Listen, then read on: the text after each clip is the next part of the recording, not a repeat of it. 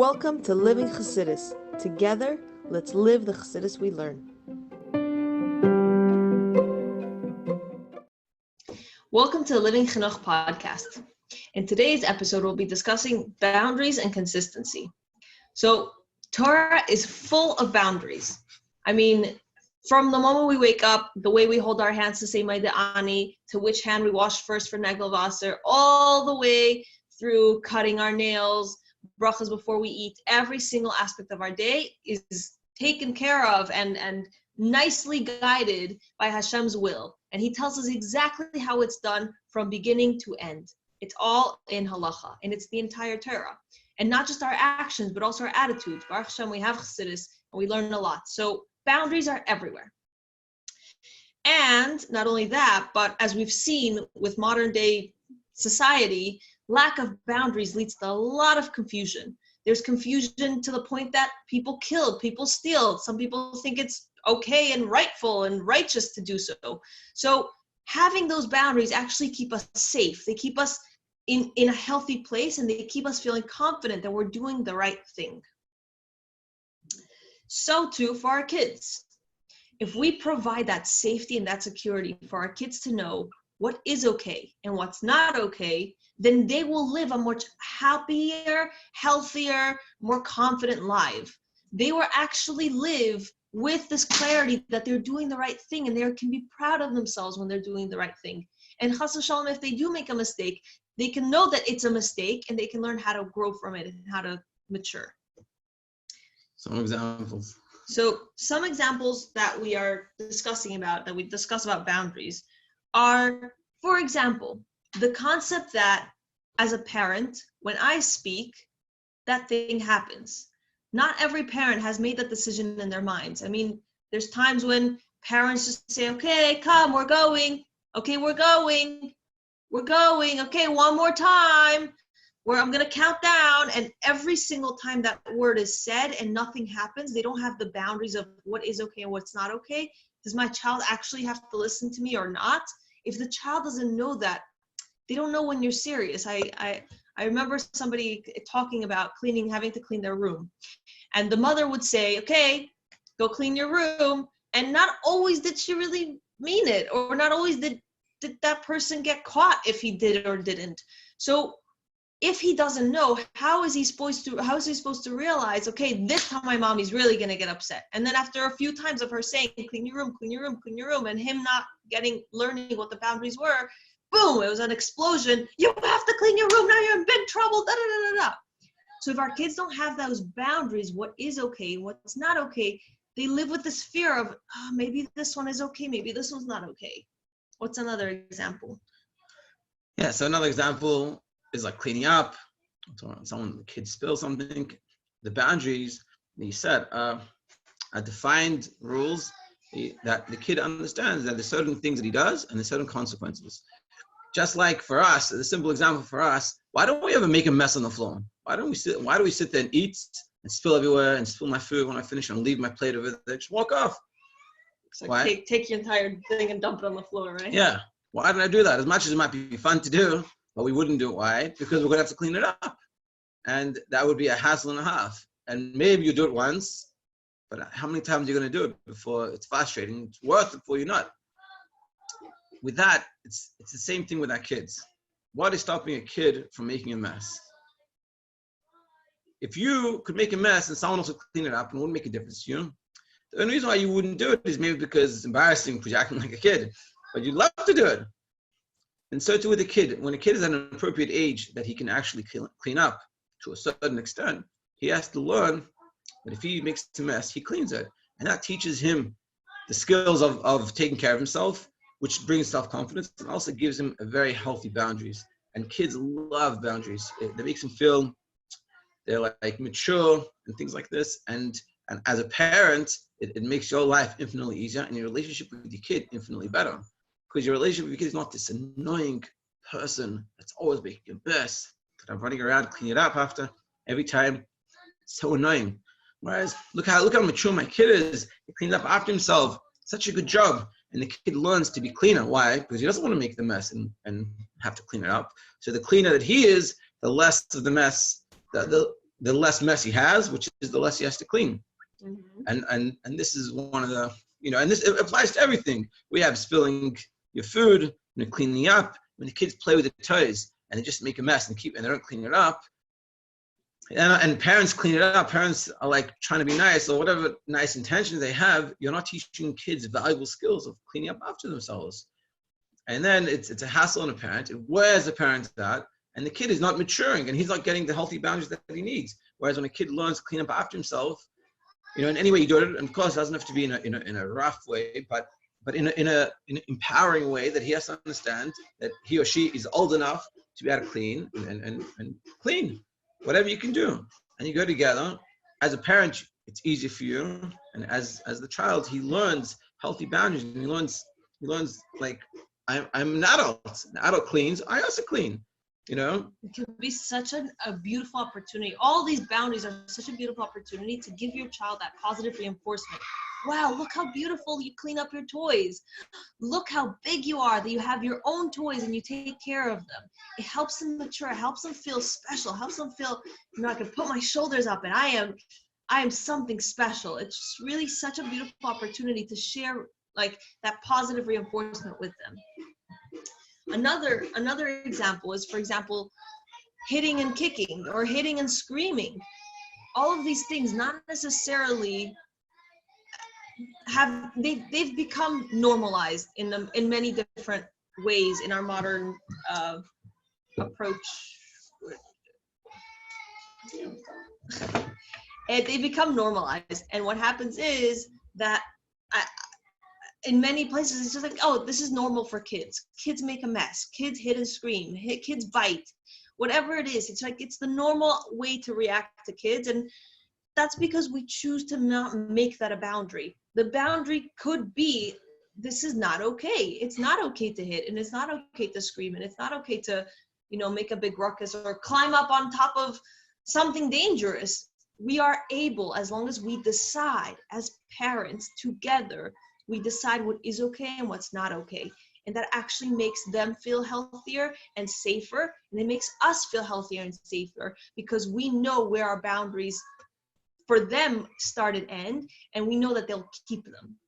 Yeah, and just a last point on one of the ways I see this play itself out is when you're walking down the street with kids and parents don't have boundaries in the sense of when they say something, the kid listens, kid walks, and they're young, they don't appreciate that there's a road and what the road entails, and the kid walks ahead, and the parents are like, hey, come, stop by the end, and I see it, you don't know how many times, like my heart just like drops, and I'm so scared, because that the kid he doesn't listen, he doesn't understand, and like what the parent says is not necessarily going to happen, and you're looking, you're like, Hashem, please, and it's crazy, and I've seen so many situations like that.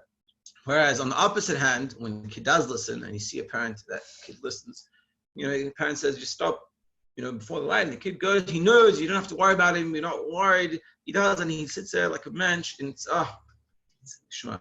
I also want to reiterate the fact that this starts at the youngest age possible. We don't wait till they're walking on the street by themselves to set these boundaries. It's the easiest thing when they're toddlers. Now is the time to instill in them, because you have that ability to pick them up and show them how it's meant to be done, as opposed to many people that wait till later. Oh, whatever, right now they're just acting like a toddler. Later I'll teach them how to do it. But later they're so much more mature, they're bigger, it's much more of a struggle to teach them these things.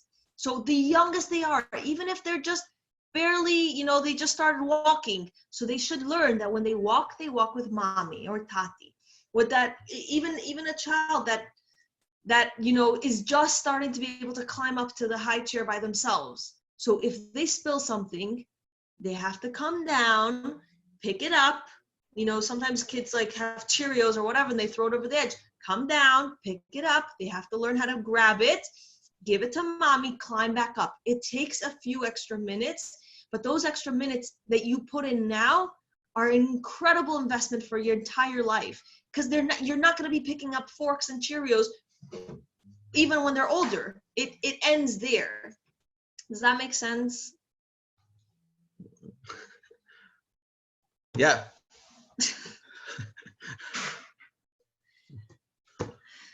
Our kid is just going to the bathroom by himself. Anyway, we'll continue. So together with that, we move on. You continue. Okay. This is all part of it. Okay. So how do we set those boundaries? Not only do we decide as parents, and again, we've spoken about this before, that we need to set that time together when both husband and wife, father, mother, sit down and decide, okay, my child is getting to this stage, whether it's toddlerhood, my child is learning how to walk, my child is learning how to climb up and down the stairs by themselves, whatever that is. I'm ready for my child to start sleeping in a toddler bed. You guys have to decide, what are the boundaries with a toddler bed? What are the boundaries with the stairs? When is it okay to go up the stairs and when is it not? What are the boundaries with going to shul? Let's say the child is getting old enough. Is it okay to scream in shul? Is it okay to kick? Is it okay to climb up a window thing or climb up a bookshelf? Is that okay or is it not okay? Because you guys both have to be on the same page and speaking the same language to the child. That is called boundaries. If he's getting mixed messages from both of you, then he's not getting boundaries, he's getting mixed messages. So too with this leads us to the next step, which is once you have those boundaries and you have decided in your own minds, okay, for our children, what I say goes, and if he doesn't listen or if she doesn't listen, what are we going to do about it? So too, now we have to set this level of consistency. Boundaries come with consistency, because if you set a boundary but if you don't keep up with it, the child is not really learning much. The child is just learning. Sometimes when mommy says clean the room, it means something, and sometimes it doesn't. That doesn't mean boundaries. It means lack of consistency and confusion for them. So for them to know what's yes and what's no, what's okay and what's not okay, it has to be steady and consistent for you, which means every single time you speak, that thing has to happen. Every single time you ask for something, or every single time they drop their fork, that they have to go back down and they have to climb up and pick it up themselves. Consistency is key, because that sets the boundaries and that solidifies them.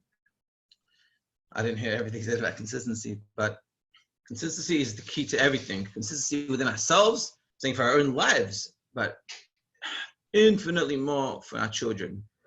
When your children know that you say something and it's going to happen, no matter what, that first time, you'll change the dynamic of your relationship with the kids. When we started understanding this, my father told me about this, and he's like, you have to be consistent. Whatever you say, be careful with what you say, because if you say it, you have to do it. And when I started doing it, and I was careful, I had to work on what I said. A lot of times we say things that aren't really doable. Like sometimes, as you say, if you do that, you can never go back to the park ever again. What does that mean? Is it you actually going to never let him get back to the park? No, but you say, if you do that, you're going to have to come and wait by me until we go, or you have to wait for a few minutes, because that's not how we behave. And if the kid doesn't believe that what you're saying is actually going to happen, then your words are meaningless. Yeah. So for example, if you say, well, oh, if you do that, then we're leaving the park right now, but you're not actually going to leave the park, that does not mean anything for them. They learn that your words don't mean anything. Or another example is, sometimes your kid doesn't want to leave the park and you want to go. So I had it in the past with my oldest son, Leivik, the tzaddik. And I said, we're leaving. He's like, oh, I don't want to leave. I said, I'm leaving. And I started going. And I could tell he wasn't sure what's going to happen. And he knew that when I say something, I hold true. And so as I turned, I could still see him. I kept an eye on him, and he was looking at me to see if I was serious about what I'm saying. And I kept on going. I went slow to give him a chance to show that I'm serious. And as I kept on going, he ran after me, freaking out that I'm actually leaving, because I was leaving. But he knew that when I say I'm leaving, he'll stop what he's doing. I say, Leivik, I'm leaving, and I start walking, he's coming, And unfortunately, a lot of parents, they don't have it. So it's you fight back and forth. We're going. And every time you say it, you're losing that opportunity to show them what's real. And once you have that, and once you have the consistency of what you're saying, your whole relationship with your kids change, because then you can say, come, let's go, come, let's learn, come, let's eat, come, let's go to bed. And you don't have to fight about every little detail. And for them, they feel safe. They know that this is true. They don't know, oh, sometimes when I push the button, sometimes it goes one way or goes another. And then, oh, the unexpected happened. This time she was upset. This time she wasn't upset. They know, okay, this is what happens when mommy says this. Like, it's clear. It's kind of like, red lights and green lights at the stop, like when you're driving. Like, you know what you're meant to do, and it's clear. There's no confusion there. I read a study that they said that they studied people about incarceration. Now, what got people to follow the law wasn't so much the punishment. That didn't make the difference. It was more the chances of getting caught. When a person felt that he was for sure going to get caught, even if the punishment was relatively less, they still follow. Whereas, and you think about it, you tell them, I'm going to get away with it. People speed. Why? Because you're not always going to get caught when you speed.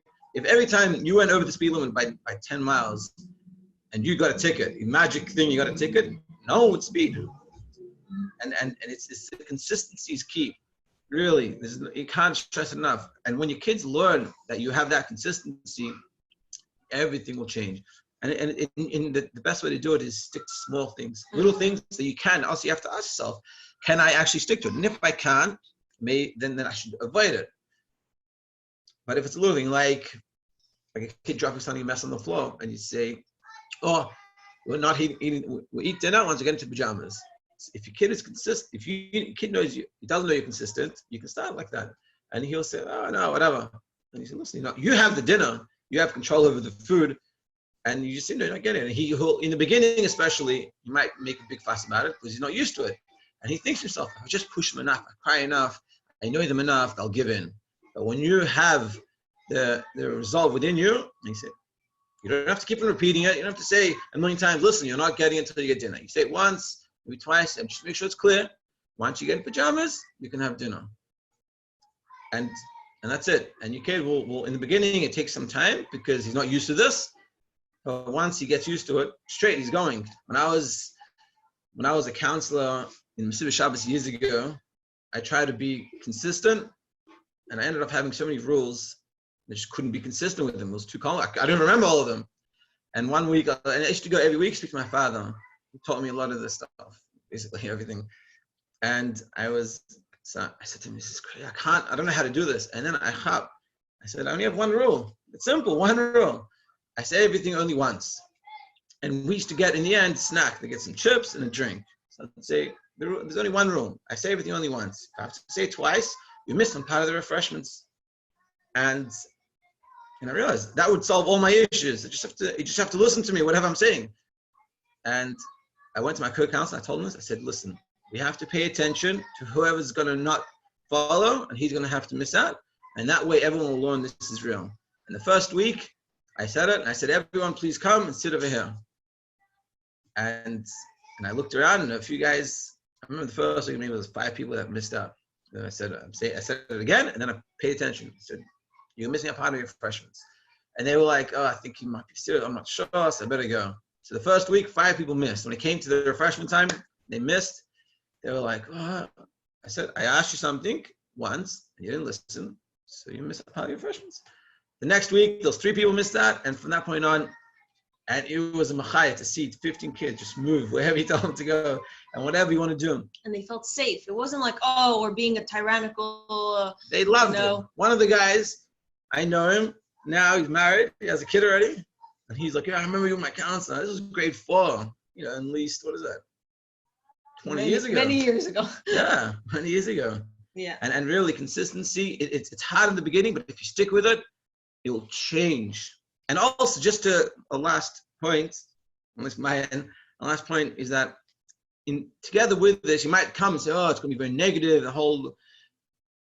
It might come a little bit of a negativity in the beginning because of it, but together with it, the best thing you can do is spend quality time with your kids. Quality time doesn't mean it's a good start without your phone, but it means paying attention. We try to go out on Sundays together with the family. Sometimes we don't always manage to. I realized that this quality time thing, I went with my kids and said, come, we'll go play in the room together. I'm at work most of the day, and I don't get to play with them so much. We just played together. And I was totally involved, I wasn't on my phone at all. And I said, how was the day? And they're like, oh, this was the best. We didn't go anywhere. We didn't go out. We didn't buy anything. We sat at home and played quality time. And there's so many times my kids will tell me, can you come play with me? I'm like, I don't want to play with these Legos. But I realized he doesn't care about the Legos. He cares about me spending the quality time with him. And I also realized when they tell me stories, kids tell stories and you're half listening and you had your work there and you're out of it. And I started to pay attention. Think about it as it's like you're in a business meeting and it's important. And I listen and then you hear the story. You're like, what? One second. What does that mean? When you're doing that as well every day for a good 20 minutes, then those few times that you have to be strict and you follow through, it finishes everything. And also positive reinforcement. When your kid does do the right thing, you shower the compliments. We have one of our kids, Sharon, now a new thing we talked to him about being mature. And suddenly everything is like, you're careful the way you eat. You're becoming so much more mature. The smile on his face is priceless. And he loves doing everything that's making him more mature. And that's, add also, it's not just to being a negative thing. And this is for every age. Even if your child's not old enough to speak yet, but the more you're consistent and you tell them things, you speak to them, you say, okay, mommy's saying this, and you follow through with it in a loving way. And when we walk together, you hold mommy's hand every single time, and you say it to them. You're constantly reinforcing to them that this is how it is. And the older they become, the more they move into this group. Like this is the way, this is the way our lives work. So I think that a lot we covered this week, but I hope it was helpful. And 2 main points: boundaries and consistency. Yes, and that positive reinforcement of quality time. And we hope to see you again next time. And if you'd like these and you enjoy more, please subscribe to our YouTube channel. And click the bell. Yes.